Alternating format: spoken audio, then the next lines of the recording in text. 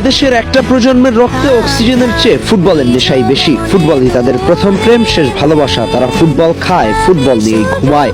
ভালোবাসার সংজ্ঞা সবার কাছে এক নয়। কেউ গোলাপের পাপড়িতে প্রেম খোঁজে, আর কেউ খোঁজে সবুজ ঘাসের উপর ফুটবলারদের পায়ের জাদুতে।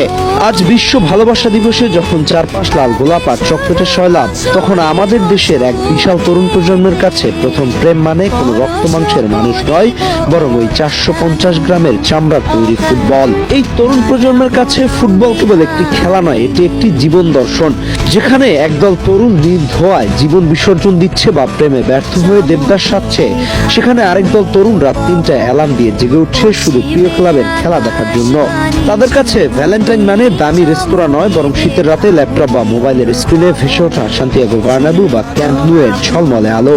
কেন ফুটবলই তাদের প্রথম ভালোবাসা? এর পেছনে অবশ্য রয়েছে গভীর আবেগ ও প্রচন্ড ভালোবাসা। মানুষের ভালোবাসা বদলে যায়, প্রিয়জন ছেড়ে চলে যায়, কিন্তু একজন ফুটবল ভক্ত কখনোই তার ক্লাব বদলায় না।